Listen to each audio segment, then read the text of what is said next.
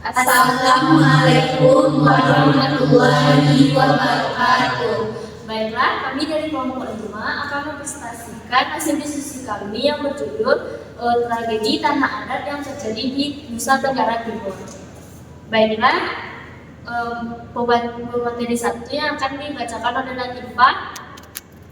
Tragedi Tanah Adat di Nusa Tenggara Timur telah menyoroti sebuah kasus yang dalam, tidak hanya membahas konflik tanah, tetapi juga mencakup identitas budaya, kehidupan sosial, dan peranan hukum di dalam masyarakat adat. Bagi masyarakat di Nusa Tenggara Timur, tanah adat bukan hanya sebagai lahan pertanian dan tempat tinggal, melainkan sebagai simbol jati diri mereka, sebagai interaksi spiritual dengan leluhur dan kehidupan sosial mereka.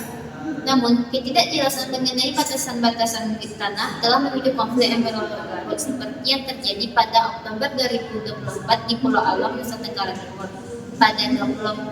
Pada 21 Oktober 2024, ketegangan antara Desa Bogalima dan Desa Ilipati yang telah terjadi pada sejak tahun 1990-an mencapai puncaknya dalam bentuk kekerasan, di mana Desa Ilipati membakar 49 rumah di Desa Bogalima.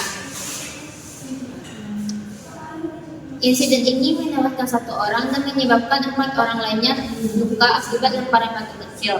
Kejadian ini tidak hanya merusak harta benda, tetapi juga merusak hubungan solidaritas antar komunitas yang sebelumnya hidup berdampingan. Konflik ini mencerminkan ketegangan antara hukum adat yang telah berlangsung sejak lama dan sistem hukum formal yang lebih sering mengabaikan aspek budaya masyarakat setempat. Bagi masyarakat adat, tanah bukan hanya sebagai tempat tinggal maupun lahan pertanian, tetapi juga sebagai simbol kehidupan dan keberlanjutan budaya. Konflik yang berlangsung selama bertahun-tahun ini akhirnya berujung pada tindakan kekerasan dan menyebabkan kerugian yang besar, baik secara material dan maupun emosional. Kejadian ini mengingatkan kita akan pentingnya menjaga keseimbangan antara hak-hak budaya dan hukum negara. Karena tanpa pemahaman yang mendalam terhadap konteks budaya, penyelesaian konflik semacam ini akan semakin sulit. Ini dapat diselesaikan dengan proses digitasi dan proses digitasi. Proses digitasi dimulai dengan penetapan orang yang terlibat dalam kasus pembakaran. 6 orang yang terlibat itu diperiksa dan ditindaklanjuti untuk mempertanggungjawabkan tindakannya. Yang kedua yaitu proses non-ligitasi.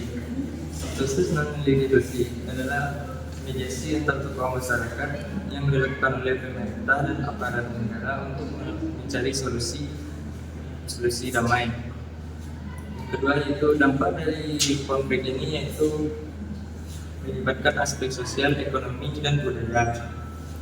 Kehilangan rumah, harta, dan benda adalah kerugian fisik yang jelas. Namun yang lebih dalam yaitu kehilangan rasa keamanan dan keharmonisan antar komunitas.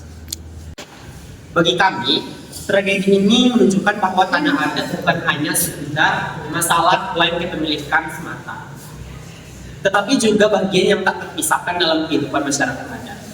Oleh karena itu, penyelesaian konflik ini seharusnya tidak hanya berfokus pada aspek hukum formal saja, tetapi juga pada penghargaan nilai-nilai adat yang hidup dalam masyarakat. Penyelesaian konflik yang melibatkan dialog dan mediasi berbasis adat, di mana semua pihak dapat berbicara dan juga mencari solusi bersama. Lebih mungkin untuk menciptakan kedamaian yang berkelanjutan. Kami kelompok 5 percaya dengan pendekatan yang lebih inklusif yang menggabungkan hukum negara dengan hukum adat dapat menghindari konflik yang serupa di masa depan dan juga memastikan bahwa hak-hak masyarakat adat dapat dihormati dengan penuh keadilan. Baiklah, kesimpulannya yaitu mengenai tragedi tanah adat yang terjadi di Nusa Tenggara Timur, khususnya di Pulau Awat, yang melibatkan sengketa tanah adat antara 2 desa yang berujung pada kekerasan dan kerugian besar. Konflik ini menunjukkan betapa pentingnya untuk saling menghargai dan menghormati hak-hak masyarakat adat. serta perlunya sistem hukum yang lebih sensitif terhadap konteks budaya lokal. Selain itu, kejadian ini juga menekankan pentingnya menyelesaikan sengketa yang menggabungkan hukum negara dan adat agar dapat mencapai keadilan yang tidak hanya formal tetapi juga diterima oleh masyarakat adat itu sendiri. Terima kasih atas perhatiannya. Semoga penjelasan dari kelompok kami dapat bermanfaat. Baiklah, saya tutup. Assalamualaikum warahmatullahi wabarakatuh.